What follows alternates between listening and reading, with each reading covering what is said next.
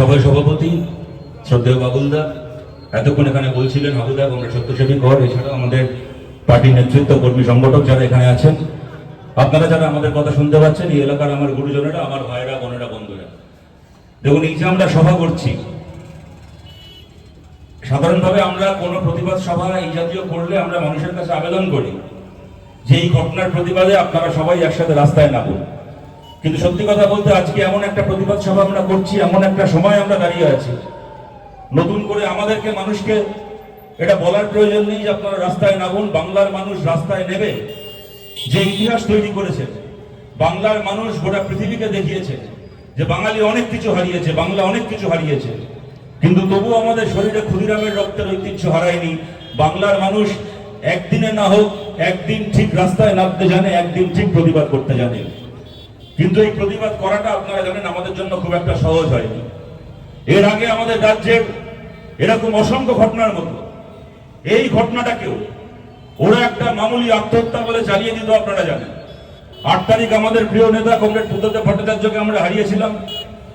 9 তারিখ কমরেড বুদ্ধদেব ভট্টাচার্যের মৃতদেহ নিয়ে, ওনার মৃতদেহ যখন নীলরতন সরকার হাসপাতালে ডোনেট করা হবে, লক্ষ লক্ষ মানুষ মিছিল করে যাচ্ছে, সেই সময় সেই মিছিলে খবর আসে আরজি করে এরকম একটা ঘটনা ঘটে গেছে। আজকে ভোর রাত্রির বেলা একজন ডাক্তারের মৃতদেহ পাওয়া গেছে এবং সেই মৃতদেহের যা চিহ্ন দেখে বোঝা যাচ্ছে তার সঙ্গে ধর্ষণ করা হয়েছে, খুন করা হয়েছে। কিন্তু আরজিকর কর্তৃপক্ষ, টালা থানার পুলিশ থেকে শুরু করে সরকার এই মৃত্যুকে, এই খুনকে অস্বাভাবিক মৃত্যু, আত্মহত্যা বলে চালিয়ে দেওয়ার চেষ্টা করছে। শয়ে শয়ে হাজারে হাজারে মানুষ, আমাদের ডিওয়াইএফআই নেতারা ছিলেন ওখানে, মীনাক্ষী, ধ্রুব, কলতান ওরা ছিল, তার সঙ্গে আমাদের এসএফআই নেতৃত্ব, মহিলা সমিতির নেতৃত্ব সহ হাজার হাজার মানুষ, তারা কমরেড বুদ্ধদেব ভট্টাচার্যের ওই শোকযাত্রা ছিল। ওই শোকের মিছিল মুহূর্তের মধ্যে পরিণত হয় শপথের মিছিলে। কমরেড বুদ্ধদেব ভট্টাচার্যকে চোখের জলে বিদায় জানিয়ে আমাদের কমরেডরা ওখান থেকে ছুটে যায় আরজি করে, ওই মৃতদেহের গাড়ি আটকায়, এবং তা যদি সেদিন না আটকানো হতো তাহলে আরো বহু মৃত্যুর মতো, বহু খুনের মতো এই খুনটাকেও ওরা একটা মামুলি আত্মহত্যা বলে চালিয়ে দিত। আপনারা জানেন, হাবুদা বলার সময় বলছিল এই মেয়েটি আজকে বেঁচে থাকতেন, আমরা তাকে যে নামে ডাকি, আমরা তিলোত্তমা বলি, আমরা অভয়া বলি, আমরা তাকে যে নামেই ডাকি না কেন, এই মেয়েটি আজকে বেঁচে থাকতেন যদি শুধুমাত্র ডক্টর আক্তার আলী যখন আরজি করে চলা সন্দীপ ঘোষের দুর্নীতির কথা মমতা বন্দ্যোপাধ্যায়কে জানিয়েছিলেন, যদি মমতা বন্দ্যোপাধ্যায় সন্দীপ ঘোষের বিরুদ্ধে ব্যবস্থা নিতেন, আক্তার আলীর বিরুদ্ধে ব্যবস্থা না নিয়ে, তাহলে এই মেয়েটা আজকে বেঁচে থাকতো।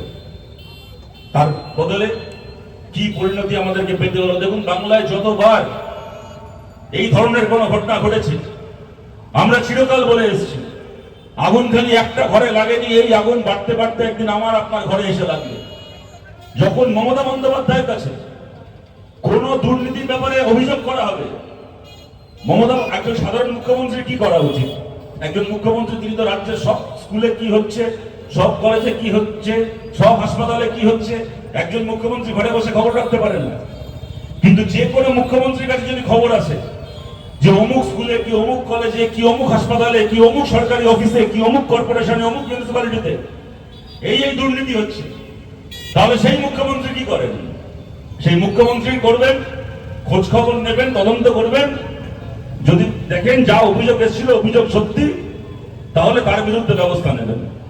কিন্তু মমতা বন্দ্যোপাধ্যায় এমন এক মুখ্যমন্ত্রী, ওনার কাছে যখনই খবর আসে কোনো জায়গায় কোনো দুর্নীতি, উনি সবার আগে ওনার ভাইপোকে ডেকে হিসেব করতে বসে যান যে হ্যাঁ রে, দেখতো ওই জায়গা থেকে কমপ্লেন আসছে, ওখান থেকে আমাদের মাস গেলে ক টাকা ইনকাম হয়, ওখান থেকে ক টাকা কাটমানি তোর ঘরে যায়, ক টাকা আমার ঘরে আসে, দেখতো। ভাইপো খাতা বললে তাকে যে পিসি এখান থেকে এত ইনকাম হচ্ছে মাস গেলে, বলে বলিস কি রে, সেই মৌচাকে ঢিল মারছে, কে ঢিল মারছে, হারা হবে ওখান থেকে। এই ঘটনা প্রথম ডক্টর আক্তার আলীর সাথে হলো না, আপনাদের মনে থাকবে। প্রাইমারি পরীক্ষা দিয়ে যে ছেলে মেয়েরা প্রতারিত হয়েছিল, তারা সিপিএম কে নয়, তারা কংগ্রেস কে নয়, তারা বিজেপি কে নয়, তারা মমতা বন্দ্যোপাধ্যায়কে ভরসা করেছিল, মমতা বন্দ্যোপাধ্যায়কে চিঠি লিখেছিল। সেই চিঠিতে তারা মমতা বন্দ্যোপাধ্যায় বলে সম্বোধন করেনি, এমনকি মাননীয় মুখ্যমন্ত্রী বলে সম্বোধন করেনি। তারা মমতা বন্দ্যোপাধ্যায়কে চিঠি লিখে তাকে আমাদের প্রিয় দিদি বলে সম্বোধন করেছিল। বলেছিল দিদি আমরা প্রাইমারি পরীক্ষা দিয়েছি, আমাদের সঙ্গে মানিক ভট্টাচার্য এই প্রতারণা করেছে। তারপরে কি হলো জানেন? কোথাও কিছু হলো না, মানিক ভট্টাচার্যকে কেউ ছুঁতেও পারলো না। তার 1-1.5 বছর পরে যখন মানিক ভট্টাচার্যের বাড়িতে সিবিআই রেড হচ্ছে, তখন দেখা গেল প্রাইমারি ছেলেমেয়েরা মানিক ভট্টাচার্য আর ওর পরিবারের কীর্তিকলাপ জানিয়ে মাননীয় দিদি বলে, আমাদের প্রিয় দিদি বলে মমতা ব্যানার্জিকে যে চিঠিটা পাঠিয়েছিলেন, সেই চিঠিটা মানিক ভট্টাচার্যের বাড়ির ড্রয়ার থেকে বেরোলো, সিবিআই হাতে এলো। এই হচ্ছে মমতা ব্যানার্জি। সেই কারণে আমরা বাংলার মানুষের কাছে অনেকদিন ধরে আবেদন করে আসছি, আর যাই করুন না কেন মমতা ব্যানার্জিকে দিদি বলে ডাকবেন না। ওনাকে দিদি বললে জানবেন আপনার নিজের মায়ের পেটের দিদির অপমান করা হয় যদি এই মহিলাকে দিদি বলে ডাকেন। এনাকে ভরসা করেছিল ছেলেমেয়েরা, সেই চিঠি মানিক ভট্টাচার্যের কাছে পাঠিয়ে দিয়ে বলে দিলেন, দেখো এরা এরা এরা এরা তোমার ব্যাপারে মুখ খুলছে, তোমার যা করার এবার করে নাও। তারপরে কি ঘটেছে আপনারা সবাই জানেন। সেরকম ভাবে ডক্টর আক্তার আলী চিঠি পাঠিয়েছিলেন, মুর্শিদাবাদে ট্রান্সফার করে দিয়েছে। সন্দীপ ঘোষ তাকে জামাই আদর করে আর্জি করে বসিয়ে রেখে দিয়েছে। কদিন আগে আপনারা খবর দেখলেন, এই সময় কাগজে আজ থেকে 1 সপ্তাহ আগে খবর বেরিয়েছিল কি এই সন্দীপ ঘোষ 2017 সালে হংকং এ গেছিল একটা ট্রেনিং করছে। সেখানে গিয়ে সে একজন পুরুষ নার্সের সঙ্গে এমন আচরণ করেছে, তাকে শ্লীলতাহানি করেছে, একজন পুরুষ হেলথ ওয়ার্কারে। তাকে হংকং এ গ্রেফতার করে জেল খাটানো হয়েছে। এই সন্দীপ ঘোষ জেল খেটেছিল শ্লীলতাহানির কেসে হংকং এ 2017 সালে। আপনাদেরকে বলছি, আপনারা জানেন কোন সরকারি চাকরিতে যখন কোন মানুষ একটা গ্রুপ ডি পিয়নের পোস্টে নিয়োগ পান, গ্রুপ ডি পিয়নের পোস্টে চাকরি পান যদি কেউ কোনো সরকারি অফিসে, তারও একটা পুলিশ ভেরিফিকেশন হয়। তার নামে কোনো মামলা আছে কিনা, কেস আছে কিনা, কিছু আছে কিনা, কখনো জেলে গেছে কিনা, কোনো সিরিয়াস কোনো কেসে তার বিরুদ্ধে সাজা ঘোষণা হয়েছে কিনা। কোন পিয়নের পোস্টে চাকরি পেলেও, সরকারি চাকরি পেলে তার একটা পুলিশ ভেরিফিকেশন হয়। আর এখানে সন্দীপ ঘোষ বিদেশে গিয়ে জেল খেটে আমাদের দেশের মুখ উজ্জ্বল করে এসছে। ভারতের হাই কমিশনের কাছে ওখানে খবর কাছে, এমবাসির কাছে। তারপর একটা সময় জেল থেকে বেরিয়ে তাকে ভারতে আবার প্রত্যার্পণ করা হয়েছে। পশ্চিমবঙ্গ সরকার জানতো না, মমতা বন্দ্যোপাধ্যায় জানতো না। তাকে এনে 2000 সালে 2020 সালে আরজি করের প্রিন্সিপাল গেজেটেড র্যাঙ্কের অফিসারের পোস্টে তাকে মমতা বন্দ্যোপাধ্যায় এনে বসালেন। আপনি মমতা বন্দ্যোপাধ্যায় কদিন আগে বলছিলেন আমাদের রাজ্যে রাজ্যপালের নামে একজন মহিলা শ্লীলতাহানির অভিযোগ করেছে। যদি সেই অভিযোগ সত্যি হয়ে থাকে 100 বার রাজ্যপালের বিরুদ্ধে ব্যবস্থা নেওয়া উচিত, রাজ্যপাল হোক আর যে হরিদাস পাল হোক। সেই ঘটনা সামনে আসার পরে মমতা ব্যানার্জি বললেন, বাবা রাজ্যপালের বিরুদ্ধে শ্লীলতাহানির অভিযোগ, আমি আর একা একা রাজভবনে যাব না বাবা, আমার রাজভবনে একা একা যেতে ভয় করছে। তো মমতা ব্যানার্জি রাজ্যপালের বিরুদ্ধে শ্লীলতাহানির অভিযোগ হলে আপনার একা একা রাজভবনে যেতে ভয় করে, আর সন্দীপ ঘোষ শ্লীলতাহানি করে জেল খেটে এসছে, আপনার প্রতিবার ভোটের আগে একা একা তার কাছে পায়ের প্লাস্টার করতে যেতে ভয় করতো না মমতা ব্যানার্জি? আপনার তাকে আর্জি করে প্রিন্সিপাল করে আপনি রেখে দিয়েছিলেন। আপনার পাপে মমতা ব্যানার্জি, আপনার পাপে এই মেয়েটাকে এইভাবে করতে হলো। তারপরে যতবার এই প্রতিবাদে মানুষ রাস্তায় নেমেছে, কাতারে কাতারে মানুষ রাস্তায় নেমেছে। আপনারা জানেন নজরুল ইসলামের কবিতার বিখ্যাত লাইন ছিল, লাইন কেন ছিল, লাইন এখনো আছে, যুগ যুগান্ত সঞ্চিত ব্যথা ঘষিয়াছে অভিযান। যে মানুষ রাস্তায় নেমেছেন, নিশ্চয়ই আরজি করের ঘটনাকে সামনে রেখে, কিন্তু খালি তো আরজি করের প্রশ্ন না, এই যে থ্রেট কালচার, চোখ রাঙানোর সংস্কৃতি, ধর্ষণের সংস্কৃতি, তিলে তিলে তিলে তিলে যেরকম ভাবে আমাদের রাজ্যকে, এই রাজ্যের মধ্যে হুমকির সংস্কৃতি, ধর্ষণের সংস্কৃতিকে এরা বাড়িয়ে তুলেছে। কোন মানুষকে তার নিজের পাড়ায় নিজের একটা বাড়ি বানাতে গিয়ে এদের হুমকির সামনে পড়তে হয়েছে। কোন মেয়েকে কোনোদিন টিউশন করে বাড়ি ফেরার সময় রাস্তায় তৃণমূলের গুন্ডাদের কাছে টিটকিরি শুনতে হয়েছে, আওয়াজ খেতে হয়েছে। কোনোদিন কলেজে ভর্তি হতে গিয়ে কাউকে তৃণমূলকে পয়সা দিয়ে ভর্তি হতে হয়েছে।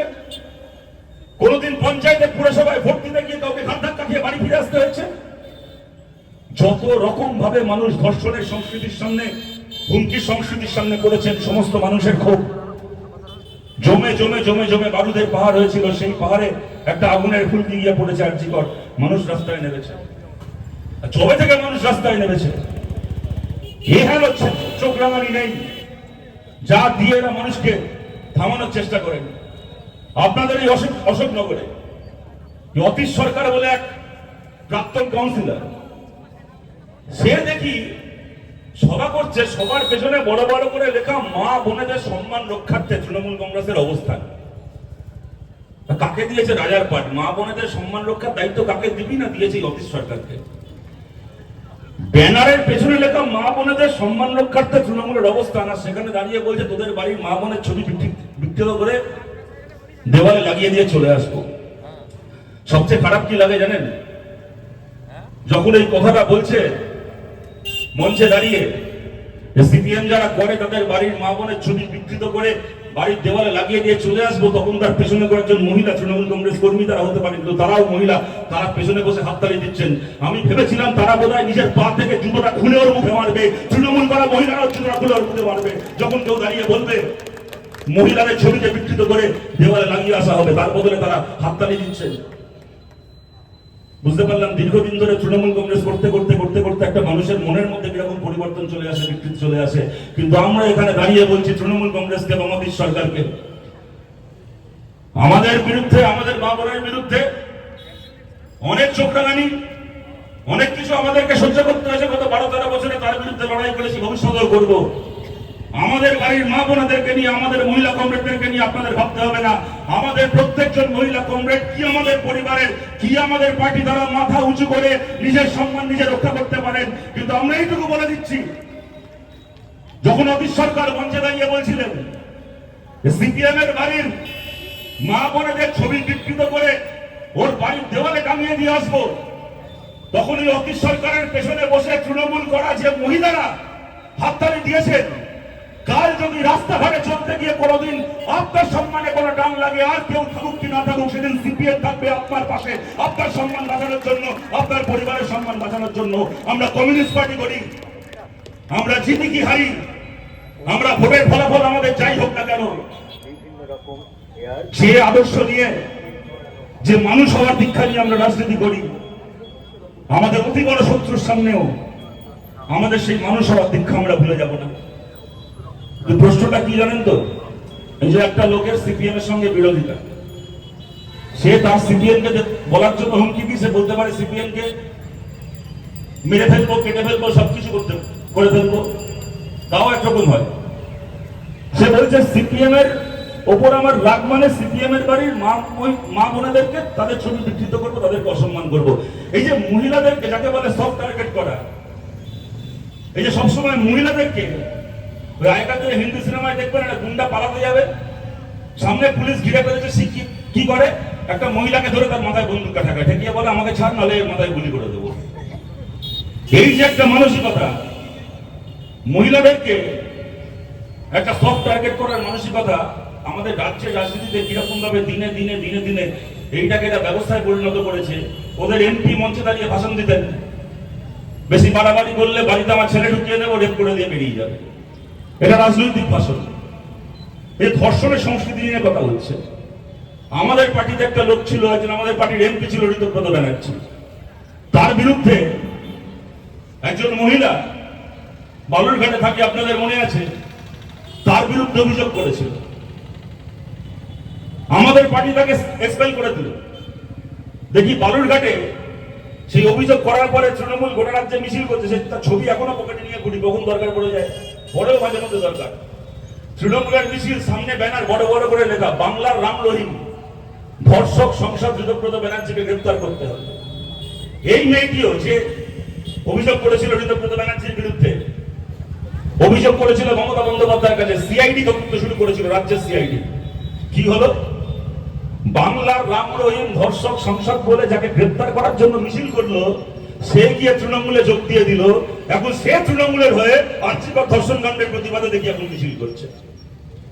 এইটাকে বলে ধর্ষণ সংস্কৃতি। ধর্ষণ সংস্কৃতিকে রাজনৈতিকভাবে প্রশ্রয় দেওয়া। তুমি ধর্ষণ করো, ধর্ষণ করে আমার পার্টিতে চলে আসো, আমার পার্টি তোমার দায়িত্ব নেবে। আপনারা জানেন রবীন্দ্র ভারতী বিশ্ববিদ্যালয়, এই অশোকনগর, আমাদের বাংলায়, বিশেষ করে দক্ষিণ বাংলায় থিয়েটারের, গান বাজনার একটা অন্যতম পীঠস্থান। এখানে ঘরে ঘরে ঘরে ঘরে কত নাট্যকর্মী আছেন, বাংলা সিনেমায়, টেলিভিশনে অভিনয় করেন। আমাদের বন্ধু বান্ধব কত আছেন যারা অশোকনগর থেকে গেছেন, বড় বড় গানের শিল্পী থেকে শুরু করে। গ্রুপ থিয়েটারের তো কোনো তুলনা হয় না অশোকনগরের গ্রুপ থিয়েটার আন্দোলনের, গ্রুপ থিয়েটার সংস্কৃতি। এই অশোকনগরে কত ছেলে মেয়ে রবীন্দ্রভারতী বিশ্ববিদ্যালয়ে পড়াশোনা করে, ড্রামা নিয়ে পড়ছে, মিউজিক নিয়ে পড়ছে, এমনি ডিগ্রি কোর্সের বিভিন্ন সাবজেক্টে পড়াশোনা করছে। রবীন্দ্রভারতীতে তৃণমূল ছাত্র পরিষদের এক নেতা ছিল, জিএস ছিল।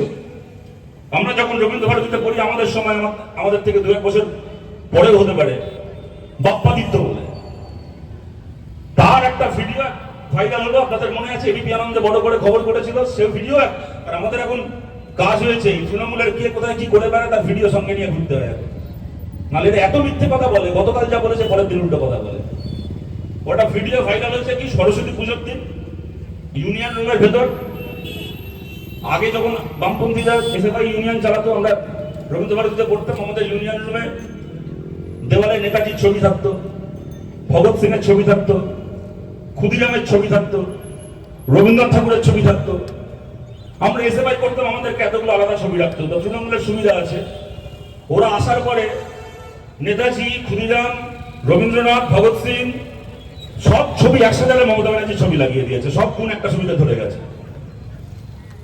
তো সেই মমতা ব্যানার্জির ছবির সামনে দেখি মাল খেয়ে খালি গায়ে নাচছে। সে কি না ছাত্র নেতা। কত রকমের ছাত্র নেতা দেখেছিলাম এসএফআই করার সময়। এখন তৃণমূল আসার পরে সব নতুন ছাত্র নেতা হয়েছে।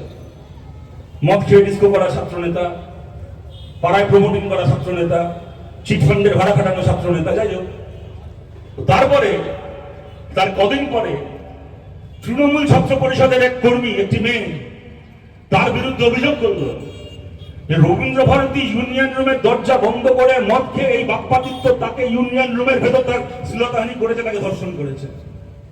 কি হলো? তাকে গ্রেপ্তার করা হলো, তার বিরুদ্ধে কোনো ব্যবস্থা নেওয়া হলো। সেসব তো ছেড়ে দিন।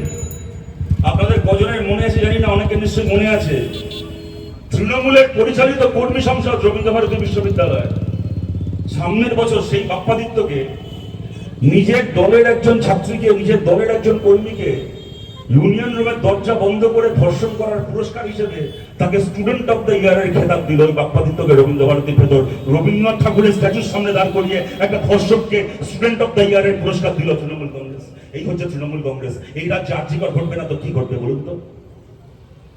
এইখানে একটা লোক মঞ্চে দাঁড়িয়ে বলে গেল যে মহিলাদের ছবিকে বিকৃত করে দেওয়ালে টাঙিয়ে দিয়ে আসবো। তার বিরুদ্ধে পুলিশ মনে করলো না যে এটা কোনো অপরাধ, পুলিশ মনে করলো না যে এটা করা কোনো ক্রাইম।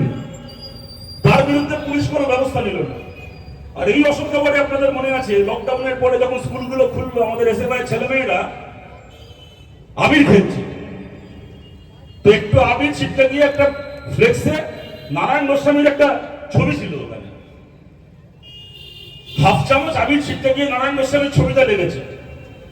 আমাদের এসএফআই ছেলে মেয়েদের নামে, আকাশ সহ আমাদের কমরেডদের নামে থানায় কেস করে দিল, মামলা চালু হয়ে গেল। কি ওরা নাকি নারায়ণ গোস্বামীকে খুন করার পরিকল্পনা করেছে। কারুর ছবিতে আবির লাগলে পুলিশের মনে হয় লোকটাকে খুন করা হচ্ছে। আর একজন মঞ্চে দাঁড়িয়ে বলছে মহিলাদের ছবি বিকৃত করে দেওয়ালে টাঙিয়ে দিয়ে আসবো। পুলিশের মনে হচ্ছে যে না, এ তো দুর্গাপুজো করছে। একটা মেয়ে 3 রাত জেগে ডাক্তারি করছিল, মানুষের প্রাণ বাঁচাচ্ছিল। তার কি প্রতিদান পেল? সে তার নিজের প্রাণটা চলে গেল। তারপরে এখানে নোংরামি নেই যে তার সঙ্গে করা হচ্ছে না। মমতা বন্দ্যোপাধ্যায় দাঁড়িয়ে বললেন, মঞ্চে দাঁড়িয়ে বললেন, ঠিক আছে পরিবার, মেয়েটাকে তো ফেরাতে পারবো না, কিন্তু কিছু টাকা তো আমি দিতেই পারি, 10 লাখ টাকা তো দিতেই পারি, ওর নামে চাইলে কিছু একটা করুন। মঞ্চে দাঁড়িয়ে ক্যামেরার সামনে বলবেন। 2 দিন পরে বলছে কেউ দেখাতে পারবে আমি টাকার কথা বলেছি? কি মিথ্যাবাদী রে ভাই। আপনাকে বলছি মমতা ব্যানার্জি, মেয়েটাকে আমরা ফেরাতে পারবো না আমরা জানি, কিন্তু মেয়েটার এই অবস্থা করলো যারা, তারাও যেন কোনোদিন আর নিজের বাড়ি না ফিরতে পারে সেইটা দেখা আপনার কাজ ছিল। আর আপনি তার বদলে কি করলেন? পুলিশ পাঠিয়ে প্রমাণ লোপাট করলেন। প্রথমে বললেন 7 দিনের মধ্যে পুলিশ তদন্ত শেষ করতে না পারলে তদন্তভার আমি সিবিআই কে দিয়ে দেবো। তারপরে কি হলো, 4 দিন পরে আদালতের নির্দেশে তদন্তভার সিবিআই কে দিয়ে দেওয়া হলো। যেই না সিবিআই কে দেওয়া হলো, মমতা ব্যানার্জি ভেবেছিলেন 7 দিনের মধ্যে পুলিশ এমন প্রমাণ লোপাট করবে যে ওনার পেয়ারের সন্দীপ ঘোষ আর সন্দীপ ঘোষের বন্ধু বান্ধবদের খবর আর কেউ কোনোদিন জানতে পারবে না। তারপরে কি হলো, 4 দিনের মধ্যে সিবিআই পেয়ে গেল তদন্তভার। যেদিন সকালবেলা পেল, রাত্রির বেলা 5000 গুন্ডা পাঠিয়ে দিলেন আরজি করে। 14 তারিখ রাত্রিবেলা আরজি কর ভাঙচুর করে, ক্রাইম সিন নষ্ট করে, অপরাধের চিহ্ন মুছে দেওয়ার জন্য। আপনি মমতা ব্যানার্জি কি ধরনের প্রতারণা না করেছেন, কি ধরনের ছলচাতুরি না করেছেন গত 1 মাসে। গত 30 বছর ধরে বাংলার মানুষ আপনার যা ছলচাতুরি দেখে এসছে, গত 40 বছর ধরে বাংলার মানুষ আপনার যা ছলচাতুরি দেখে এসছে, সব রেকর্ড ভেঙে দিয়েছেন গত 1 মাসে। ডাক্তাররা আন্দোলন করছে, মঞ্চে দাঁড়িয়ে বলছেন আমি কত ভালো, তোমাদের বিরুদ্ধে একটাও এফআইআর করিনি, একটাও কোনো কেস করিনি। যদি কোনো এফআইআর করতাম তোমাদের খুব অসুবিধা হয়ে যেত, ভিসা পাসপোর্ট হতো না, কোনোদিন বিদেশ যেতে পারতেন না, তাই নাকি? কারণ নামে এফআইআর হলে তার ভিসা পাসপোর্ট হয় না, সে বিদেশ যেতে পারে না। মমতা ব্যানার্জির সাথে ফালতু কথা বলে কাকে ভয় দেখাতে এসেছেন? তার সবচেয়ে বড় প্রমাণ তো আপনি সঙ্গে নিয়ে ঘোরেন। কোন এফআইআর করা ছেড়ে দিন, চুরির কেসে 3 বছর জেল খেটেছে কুণাল ঘোষ, সে এখন মমতা ব্যানার্জির সঙ্গে ভিসা পাসপোর্ট নিয়ে স্পেন বেড়াতে যায়। 3 বছর জেল খাটা মালকে নিয়ে স্পেন ঘুরে আসছে মমতা ব্যানার্জি। তারপর ডাক্তারদের ভয় দেখাচ্ছে নাকি একটা কেস হলে, এফআইআর হলে নাকি ভিসা পাসপোর্ট হবে না। হাসপাতালে রুগী মারা যাচ্ছে, বলে নাকি জুনিয়র ডাক্তাররা কর্মবিরতি করছে বলে লোক মারা যাচ্ছে। এইভাবে মানুষকে খেপানোর চেষ্টা করুন, খেপাতে পারলেন না। তখন কি হলো, প্রাইভেট নার্সিং হোমে একজন মারা গেছে, প্রাইভেট নার্সিং হোমে। বলে এও নাকি সরকারি হাসপাতালে ডাক্তারের দোষে মারা গেছে বলে 2 লাখ টাকা দিয়ে দিল তার পরিবারকে। বালুরঘাটে একজন মারা গেছে, গোটা দক্ষিণ দিনাজপুর জেলায় কোনো মেডিকেল কলেজে নেই, কোনো জুনিয়র ডাক্তারও নেই, বলে দিল বালুরঘাটে নাকি মারা গেছে জুনিয়র ডাক্তারদের দোষে। গোটা জেলায় কোনো জুনিয়র ডাক্তার নেই, তার পরিবারকে 2 লাখ টাকা। এই করে করে ভাবলেন কিছু পরিবারকে 2 লাখ টাকা দিয়ে কিনে তাদেরকে দিয়ে ডাক্তারদের বিরুদ্ধে বিবৃতি দেওয়া হবে, এই ছলচাতুরি পর্যন্ত করলেন। আপনারা দেখেছেন গতকাল আনন্দবাজার পত্রিকায় খবর পেয়েছে, কাল না পরশু, এখন যে বিভিন্ন হোয়াটসঅ্যাপ গ্রুপে বিভিন্ন মিটিং মিছিলের পরিকল্পনা করা হচ্ছে, যেখানে যেখানে রাত দখলের আন্দোলন হচ্ছে, যারা যারা উদ্যোগ নিচ্ছে তাদের বিরুদ্ধে নাকি এবার থেকে পুলিশ মামলা করবে।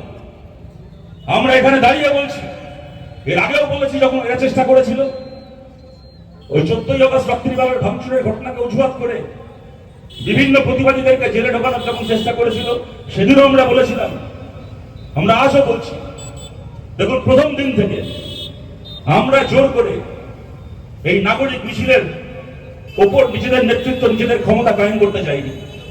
আমরা কোনোদিন দেখাতে চাইনি যে এই মিছিল সিপিএম এর মিছিল, এই মিছিল একা সিপিএম এর লড়াই না। আমরা জানি যেভাবে বাংলার মানুষ রাস্তায় নেমেছেন, স্বাধীনতার পরে কোনোদিন বাংলা যে দৃশ্য দেখেনি, হয়তো ভারত দেখেনি, সেইভাবে মানুষ নেমেছেন। এই সব মানুষ সিপিএম নন, এই সব মানুষ বামপন্থী নন। আমাদের বাইরে আরো বহু বহু বহু মানুষ আছে, হয়তো বহু মানুষ বহু প্রশ্নে আমাদের বিরোধী, তারাও আজকে রাস্তায় নেমেছে। তাদের মিছিলের সামনে নেতৃত্ব ফলাতে গিয়ে ওই সস্তা রাজনীতি আমরা কোনোদিন করিনি। তাই আমাদেরকে ওই বিজেপির অভিজিৎ গাঙ্গুলির মতো গো ব্যাক শুনে বাড়ি চলে যেতে হয়নি, রুদ্রনীল ঘোষের মতো, অগ্নিমিত্রা পলদের মতো ঘর ধাক্কা খেতে হয়নি। আমরা বলেছি, আমরা গর্বের সঙ্গে বলেছি, মিছিলের সামনে নয়, আমরা মিছিলের পেছনে হাঁটবো।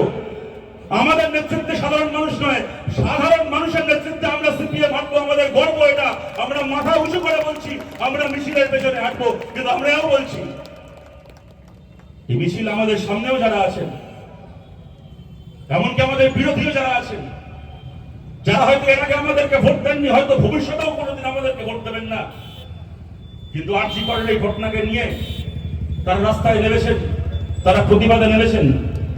তাদের একজনের বিরুদ্ধেও যদি কোন রকম সরকারি, কোন রকম পুলিশি হয়রানির পরিকল্পনা করা হয়, তাহলে আপনাদের সবাইকে বলছি, যত দূর অব্দি আমাদের মাইকের আওয়াজ পৌঁছাচ্ছে, আপনাদের সবাইকে বলছি আর আপনাদেরকে আবেদন করছি, আপনারা আপনাদের বন্ধু বান্ধব আত্মীয় স্বজন সবার কাছে আমাদের পার্টির পক্ষ থেকে এই বার্তা পৌঁছে দিন।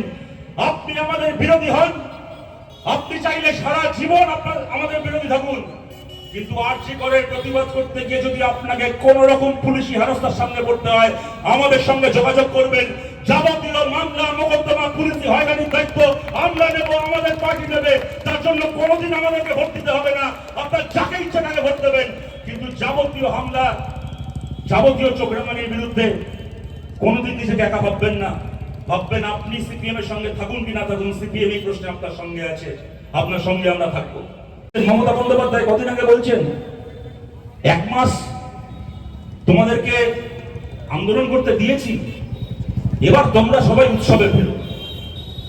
আমার মনে পড়ছিল একটা সিনেমা দেখেছিলাম, দিল ধড়কনে দো বলে, ফরহান আখতার তার তৈরি করা সিনেমা। রণবীর সিং ছিল, প্রিয়াঙ্কা চোপড়া ছিল, আপনারা দেখেছেন হয়তো অনেক, অনিল কাপুর ছিল।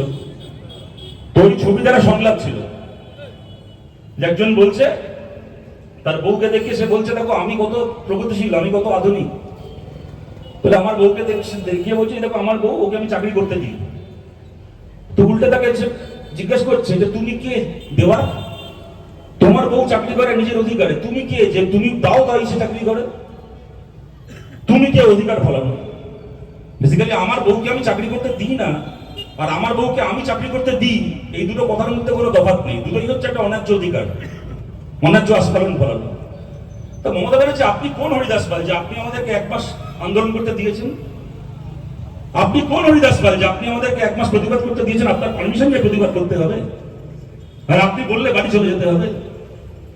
বলছেন উৎসবে ফিরুন। আরে মানুষ তো উৎসব করবে। একটা দুর্গা পুজোর জন্য আমরা অপেক্ষা করে বসে থাকি সারা বছর, মানুষ তো করবেই উৎসব।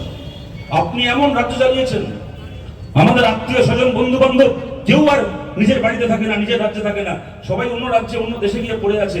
তারা বাড়ি ফিরবে পুজোর সময়, আমরা তো অপেক্ষা করে থাকি তাদের জন্য। আমি আমার কথা বলছি, আমি যখন বড় হয়েছিলাম যাদের সঙ্গে, আমার স্কুলের যারা সবচেয়ে প্রিয় বন্ধু ছিল, আমার কাজটা পশ্চিমবাংলা কেন্দ্রিক বলে আমি পশ্চিমবাংলায় আছি, আমার একজন বন্ধু নেই ছোটবেলা থেকে যাদের সঙ্গে বড় হয়েছি, স্কুলে পড়তাম, যারা এখন কলকাতায় থাকে, পশ্চিমবাংলায় থাকে, সবাই বাইরে বাইরে থাকে। আমি সারা বছর অপেক্ষা করে থাকি বন্ধুরা আসবে, 3 মাস আগে থেকে পরিকল্পনা শুরু হয়, পুজোর সময় সবার দেখা হবে, আড্ডা হবে। তা আমরা তো উৎসব করবো, উৎসব তো থাকবো, কিন্তু আপনি কোথাকার কে আমাদেরকে এসে বলছেন যেহেতু আমরা উৎসবে থাকবো তাই আমরা প্রতিবাদ করতে পারবো না, আর যেহেতু আমরা প্রতিবাদে থেকেছি তাই আমরা উৎসব করতে পারবো না। আপনারা ঠিক করে দেওয়ার কে? আপনার কি সমস্যা আছে? আজকে সিবিআইয়ের কাছে তো তদন্ত চাওয়া হচ্ছে, সিবিআই তদন্ত করছে। যারা প্রতিবাদী তারা সিবিআইয়ের কাছে আজকে সঠিক তদন্তের দাবি করছে। আপনারা পরশুদিনও দেখেছেন ডাক্তাররা তাদের কর্মবিরতি শেষ করেছে সিবিআই দপ্তরে অভিযান করে, সিবিআইয়ের কাছে গিয়ে তারা স্লোগান দিয়ে এসছে সিবিআই দপ্তরে গিয়ে যে আমাদের অবিলম্বে বিচার চাই। আর কতদিন সিবিআই?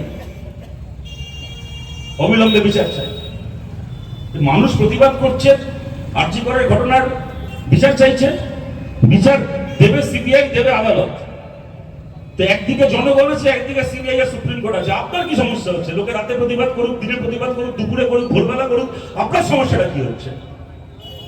ওনার সমস্যা হচ্ছে তার কারণ প্রশ্নটা খালি একটা ধর্ষণ একটা মৃত্যুর নয়, কিছু বলতে এত এত এত এত কেউটে বেরিয়ে আসছে, এত এত কেউটে বেরিয়ে আসছে যে মমতা বন্দ্যোপাধ্যায় সরকার চালানোর নাম করে কোন পাপের সাম্রাজ্যের উপর বসে আছেন মানুষের সামনে প্রকাশিত হচ্ছে। সেই কারণে ওদের অস্বস্তি। আমরা গতবার ভোটে জিতিনি, কিন্তু গত লোকসভা ভোটেও বা তার আগের ভোটগুলোকেও আমরা বলেছিলাম দেখুন 47 সালে দেশ স্বাধীন হওয়ার পরে 50-52 সালের পর থেকে যেভাবে আমাদের দেশে সরকার চলেছে, আজকে নতুন দিনে নতুন পরিস্থিতিতে সরকারকে আরো নতুন নতুন কাজ করতে হবে, নতুন নতুন ভূমিকা পালন করতে হবে। মহিলাদের উপর এই অত্যাচার, ধর্ষণের এই সংস্কৃতিকে খালি একটা রাজনীতি থেকে নয়, সমাজ থেকে উৎখাত করার জন্য সরকারকে আধুনিক হতে হবে। আজকের সময় যোগ্য সরকার হতে হবে। আজকে ভাবলে অবাক লাগে, এই যে রাত্তপুরের আন্দোলন হলো, রাত্তপুরের আন্দোলন কেন? ওই মিছিল দিনের বেলা হলো না কেন? ওই মিছিল দুপুর বেলা হলো না কেন? ওই মিছিল সন্ধ্যাবেলা কেন হলো না? বিকেল বেলা কেন হলো না? সমাবেশ কেন সারা রাত ধরে হলো? তার কারণ একটাই, মহিলারা বললেন যে তুমি কে আমাকে বলার যে রাত্রি হলে বাড়িতে ঢুকে যাবে, অন্ধকার হলে বাড়িতে ঢুকে যাবে। আমি একজন মহিলা, রাত্রির বেলা কাজ করব, দরকার হলে রাত্রির বেলা কোনো বন্ধুর বাড়িতে যাব, বন্ধুর বাড়ি থেকে ফিরবো, পাড়ার মোড়ে দাঁড়িয়ে আড্ডা মারবো, নিজের ইচ্ছায় মাথা উঁচু করে বাঁচবো, রাতটা ধর্ষকের নয়, রাতটা আমার। এইটা বলার জন্য ওই মিটিং, ওই মিছিল সারাদিনে না হয় রাত্রির বেলা হলো। তার পাল্টা সরকার থেকে কি সার্কুলার জারি করলো? একটা সরকার সার্কুলার জারি করে বলে দিল মেয়েদেরকে রাত্রিবেলা কাজ দেওয়া হবে না। এমনি পশ্চিমবাংলায় চাকরি বাকরি নেই, কলকারখানা নেই, চাকরি বাকরি নেই, সরকারি চাকরি তো উঠেই গেছে। এমন সময় যদি কেউ বলে দেয়, সরকার থেকে বলে দেয় যে মেয়েরা রাত্রিবেলা কাজ পাবে না, এই যে মমতা বন্দ্যোপাধ্যায় বলেন বাংলা নিজের মেয়েকে চায়, আপনি মহিলা মুখ্যমন্ত্রী, আপনি নিজে একজন মহিলা, এই পুরুষতান্ত্রিক সমাজে লড়াই করে আছে, এত বড় জায়গায় গেছেন, আজ কোটি কোটি মহিলা আপনার মুখের দিকে তাকিয়ে আছে, আপনি তাদেরকে কি বলছেন? আজ এমনি আমাদের রাজ্যে নিয়োগ নেই, চাকরি বাকরি নেই, তারপরে কোনো একটা জায়গায় যদি একটা চাকরির সুযোগ তৈরি হয়, একটা মেয়ে সেই চাকরির ইন্টারভিউতে বসে তার সব যোগ্যতা আছে, যার নম্বর লাগে, তার যা যা যোগ্যতা লাগে সব আছে, কিন্তু সে মেয়ে হয়তো সেই চাকরিতে মাঝে মধ্যে রাত্রিবেলা ডিউটি করে, হয়তো বাইরে ট্রাভেল করতে হয়, বাইরে গিয়ে কাজ করতে হয়। কোম্পানি তাকে খালি এই কারণে চাকরি দেবে না, হয়তো তার থেকে 5 নম্বর কম পাওয়া কোনো পুরুষকে চাকরি দেবে, তবু কোনো মেয়েকে চাকরি দেবে না। কেন না? মেয়েটাকে রাত্রিবেলা ডিউটি দেওয়া যাবে না বলে, এই অজুহাতে চাকরি দেওয়া হবে না। এটা সরকার থেকে সার্কুলার ইস্যু করে বলছে, এটা সরকার থেকে ঘোষণা করছে যে মেয়েরা রাত্রিবেলা কাজ করবে না। মমতা ব্যানার্জি, আপনাকে জিজ্ঞেস করছি, আজ বাদে কাল, এর আগে আমরা দেখেছিলাম যখন পাকশিরে ধর্ষণ হয়েছিল, আপনার দলের নেত্রী কাকলি ঘোষ বলেছিল মেয়েটা রাত্রিবেলা বাড়ির বাইরে কি করছে। এবার মমতা ব্যানার্জি, আপনাকে জিজ্ঞেস করছি, আজ বাদে কাল যদি রাত্রিবেলা আবার রাখুন কোনো ধর্ষণ হয়, আর ধর্ষক ধরা পড়ার পরে যদি আপনার সরকারের সার্কুলারটাকে দেখিয়ে ধর্ষক বলে যে মেয়েটা রাত্রিবেলা বাড়ির বাইরে কি করছিল, সরকার ওকে বাড়ির ভেতরে রাখতে বলেছিল, মেয়েটা বাড়ির বাইরে বেরিয়েছিল বলে ধর্ষণ করেছি, আপনি মমতা ব্যানার্জি, আপনি সরকারকে, আপনার সরকার ধর্ষককে জবাব কি দেবে? আপনি সার্কুলার ইস্যু করছেন, আর সেই সার্কুলার যেখানে বলছে যে মেয়েরা রাত্রিবেলা ডিউটি করবে না, সেই সার্কুলারেই আবার বলছে যে এবার থেকে রাত্রিবেলা মহিলা সিকিউরিটি গার্ডের সংখ্যা বাড়ানো হবে। তাহলে বলুন তো, আজ তো আমাদেরকে এই প্রশ্ন করতে হয়, যিনি ডাক্তার, যিনি ইঞ্জিনিয়ার, যিনি সাংবাদিক, তিনি সমাজে একটা তুলনামূলকভাবে উঁচু তলায় আসেন বলে তার সুরক্ষাটা সুরক্ষা, আর যে মহিলা সিকিউরিটি কর্মী তিনি গরিব বলে তার সুরক্ষা সুরক্ষা নয়, তার স্বাধীনতা স্বাধীনতা নয়। যারা মধ্যবিত্ত উচ্চবিত্ত মহিলা, আপনি তাকে বলছেন ঘরে ঢুকে যাও, আর গরিব ঘরে সিকিউরিটির কাজ করে যে মহিলা, তাকে বলছেন রাত্রিবেলা বেশি করে ডিউটি করো। আপনি মহিলা মুখ্যমন্ত্রী,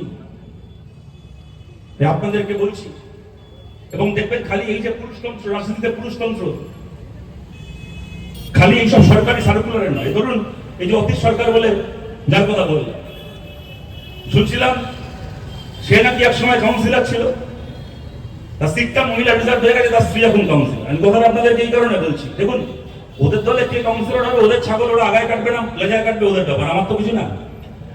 কিন্তু কথাটা আমি এই কারণে বলছি, মমতা বন্দ্যোপাধ্যায়কে অনেকে সম্মান করেন, আমিও করি। সত্যি কথা বলতে, আমি যতই রাজনৈতিক ঘটনার বিরোধী হই না কেন, কিন্তু এটা ঘটনা যে আমাদের সমাজ এবং আমাদের রাজনীতিও এত পুরুষতান্ত্রিক একটা ব্যবস্থা, সেখানে একজন মহিলা যার নিজের কোনো সেই অর্থে কোনো মানে তার বাবা কাকা জ্যাঠা যে বংশ পরিচয়ে তিনি তার অমুকের ছেলে মেয়ে হওয়ার সুবাদে হয়ে গেছেন এমন নয়, ওনার ভাইপো যেরকম পিসির গোড়ায় এখন নেতা হয়েছে, মমতা ব্যানার্জি তো সেরকম নয়। একজন মহিলা, তিনি নিজের যোগ্যতায়, তার সাথে আমাদের রাজনৈতিক যাই লড়াই যাই থাক না কেন, তিনি একটা রাজ্যের মুখ্যমন্ত্রী হয়েছেন, ভারতের রাজনীতিতে এত বড় জায়গায় পৌঁছেছেন, নিঃসন্দেহে এটা একটা অ্যাচিভমেন্ট, এটা একটা সাফল্য, গর্ব করার মতো সাফল্য। কিন্তু বলুন তো, সেইটা করে উনি এমন একটা দল তৈরি করলেন যে কোনো একটা ওয়ার্ডে কোনো পুরুষ কাউন্সিলর আছে, সেই ওয়ার্ডে তৃণমূলের মহিলা কর্মীরা রয়েছেন, যারা দেওয়াল লেখেন, যারা মিটিং করেন, যারা মিছিল করেন, যারা পোস্টার লেখেন, যারা সংগঠন করেন। কিন্তু যদি কোনো ওয়ার্ডটা সামনের বার মহিলা রিজার্ভ হয়ে যায়, তাহলে যে তৃণমূলের কাউন্সিলর ছিল সে দাঁড়াতে পারবে না, তার বদলে সেই ওয়ার্ডের কোনো তৃণমূলের কোনো যোগ্য নেত্রী, কোনো যোগ্য কর্মী প্রার্থী হবে না। কাউন্সিলরের বউ, কাউন্সিলরের ছেলের বউ, কাউন্সিলরের শালী, কাউন্সিলরের মাস্তুত বোন, মানে তার কেউ না কেউ আত্মীয় কাউন্সিলর হয়ে কার্যত তার আগে যে পুরুষ কাউন্সিলর ছিল তার কন্ট্রোলে সেই ঘরটা থাকবে। এবং এটা খালি একটা ওয়ার্ডে হয় বলে না, আপনারা জানেন গোটা পশ্চিমবাংলায়, গোটা বাংলায় সর্বোচ্চ কোন ওয়ার্ড মহিলা রিজার্ভ হয়ে গেল মানে সেখানে তৃণমূলের কাউন্সিলরের কি পঞ্চায়েত মেম্বার, যদি গ্রামের থেকে পঞ্চায়েতে হয় কোনো বুথ কি কোনো বিধানসভার আসন, তার বউ, তার শালী, তার নাতনি ওখানে দাঁড়াবে। বলছে এইটাও পুরুষতন্ত্র। আপনি মমতা বন্দ্যোপাধ্যায়, আপনি কোন রকম কোন বংশ পরিচয় ছাড়া নিজের যোগ্যতা একটা দল বানিয়ে এই জায়গায় গেছেন, গিয়ে আপনি আপনার দলে আপনার মতো যে মহিলা কর্মীরা আছে তাদের একজনকে ভরসা করতে পারেন না। যখন কোনো পুরুষ প্রার্থী হতে পারে না তখন সেই পুরুষ সাথে বকলমে কন্ট্রোল করতে পারে, তার জন্য আপনি তার দলে টিকিট দেন ওখানে আপনার নিজের দলের মহিলা কর্মীদেরকে পথে বসে। আপনারা জানেন আমাদের পার্টির পক্ষ থেকে গত লোকসভায় আমরা বলেছিলাম আমরা আসন জিততে পারিনি, সামনের বিধানসভাতে এই লক্ষ্য, এই ঘোষণাকে সামনে রেখে আমরা ভোটে যাব। যেখানে যেখানে আমাদের দীপশিতা এসে গেছে, আমার বলা শেষ হয়ে এসে পরে দীপশিতা বলবে যে কথাটা আমি বলছিলাম। যেখানে যেখানে আমাদের প্রার্থীরা জিতবেন, যে যে বিধানসভা কেন্দ্রে, 2 বছর পরের কথা, অনেক পরের কথা, কিন্তু আমি আপনাদেরকে বলছি এখন, যেখানে যেখানে আমাদের প্রার্থীরা জিতবেন, এমএলএ ল্যাডের যা টাকা থাকে, মোট যা টাকা থাকবে, সেই গোটা টাকার 3 ভাগের 1 ভাগ টাকা খরচা হবে সেই বিধায়ক এলাকায় মহিলাদের জন্য বিভিন্ন প্রজেক্টে, মেয়েদের জন্য স্কুল তৈরি করা, কলেজ তৈরি করা, মেয়েদের জন্য বিভিন্ন ট্রেনিং সেন্টার তৈরি করা থেকে শুরু করে karate coaching centre, kung fu coaching centre, বিভিন্ন সেলফ হেল্প প্রজেক্ট থেকে শুরু করে বিভিন্ন প্রকল্পে আমরা মহিলাদেরকে, তারা যেন রাত্রিবেলা বাড়ি ঢুকে যান তার জন্য নয়, পুরুষ মহিলা তৃতীয় লিঙ্গের মানুষ তারা প্রত্যেকে সমান অধিকারে যেন কাজ করার এবং সামাজিক যাবতীয় বিষয়ে অংশগ্রহণ করার সুযোগ পান, সেরকম একটা রাজনৈতিক ব্যবস্থা আমরা তৈরি করতে চাই। এই যে বিভিন্ন হোয়াটসঅ্যাপ গ্রুপগুলো তৈরি হয়েছে এখন, যেখানে আলোচনা করে বিভিন্ন এলাকায় মিটিং, মিছিল, মোমবাতি জ্বালিয়ে বা মশাল জ্বালিয়ে মিছিল থেকে শুরু করে রাজপথ থেকে শুরু করে ছোট ছোট প্রতিবাদ সভা ইত্যাদি যা যা কিছু আপনারা সংগঠিত করেছেন, বিভিন্ন রাজনৈতিক মতামতের মানুষ তারা একসঙ্গে জড়ো হয়েছেন, হয়ে করেছেন। আপনাদের সবার কাছে আবেদন করছি, অভয়া বলুন, তিলোত্তমা বলুন, তার ন্যায় বিচার না পাওয়া পর্যন্ত তো আমরা বিশ্রাম নেব না। আমরা জানি আপনারা কেউ বিশ্রাম নেবেন না, কিন্তু সেই ন্যায় বিচার পাওয়ার পরও আমাদের যে এই সামাজিক যোগাযোগের মাধ্যমগুলো তৈরি হলো, এই যে পরিসরগুলো তৈরি হলো, এইগুলো যেন বাতিল না হয়ে যায়, এগুলো যেন ছুটিতে না চলে যায়। প্রতিটা এলাকার মানুষ, এই অশোকনগরে আপনারা যারা একত্রিত হয়ে যতগুলো হোয়াটসঅ্যাপ গ্রুপ বানিয়েছেন, যত ফেসবুক পেজ বানিয়েছেন, যা যা ভাবে নিজের মধ্যে যোগাযোগ তৈরি করেছেন, সেই যোগাযোগগুলোকে নিয়ে কালকে যদি অশোকনগরে যে কোনো রকমের কোনো অন্যায় ঘটে, কোনো মহিলার উপর অন্যায় হতে পারে, কোনো পুরুষের উপর হতে পারে, কোনো বেআইনি কাজ হতে পারে, বেআইনিভাবে পুকুর ভরাট হতে পারে, মিউনিসিপ্যালিটির টাকা লুট করা হতে পারে, কোথাও তোলাবাজি হতে পারে, দাদাগিরি হতে পারে, যে কোনো রকমের অন্যায়, খালি রাজনৈতিক নয়, একটা সামাজিক প্রতিরোধের জন্য যেন আমাদের নতুন করে তৈরি হওয়া এই ব্যবস্থাগুলোকে আমরা কাজে লাগাতে পারি। আসুন আমরা সেই সংকল্প নিয়ে আমরা পুরাণে পড়েছিলাম দধিচির কথা, নিজের হাড় দিয়ে অস্ত্র বানিয়ে যুদ্ধ করেছিল, নিজের শরীরের হাড় দিয়ে অস্ত্র বানিয়ে যুদ্ধ জয় করেছিল। মাঝে মধ্যে তিলোত্তমার কথা মনে করলে মনে হয় মেয়েটি বোধহয় ওরকমই এক দধিচি ছিল, মেয়েরা চলে গেল, কিন্তু নিজের মৃত্যুর মধ্যে দিয়ে কত মানুষকে কত রকম ভাবে জাগিয়ে গেল, কত অন্যায়কে কত রকম ভাবে আমাদের সামনে এনে দাঁড় করিয়ে গেল। যেরকম তিলোত্তমা মারা যাওয়ার পরেও ওর লড়াই শেষ হয়নি, তেমন তিলোত্তমার ন্যায় বিচারের পরেও যেন আমাদের লড়াই শেষ না হয়। আমাদের এই সামাজিক বন্ধুত্ব, আমাদের এই সামাজিক বন্ধন যেন আগামী লড়াইতেও একই রকম ভাবে আমাদেরকে প্রস্তুত করতে পারে। আপনাদের সবার কাছে এই কথা বলে, আপনাদের সবার সঙ্গে ন্যায়ের দাবিতে আমাদের যে অংশগ্রহণের প্রতিশ্রুতি, সেই প্রতিশ্রুতি আরেকবার উচ্চারণ করে আপনাদের সবাইকে ধন্যবাদ জানিয়ে আমার কথা শেষ করছি। ভালো থাকবেন সবাই।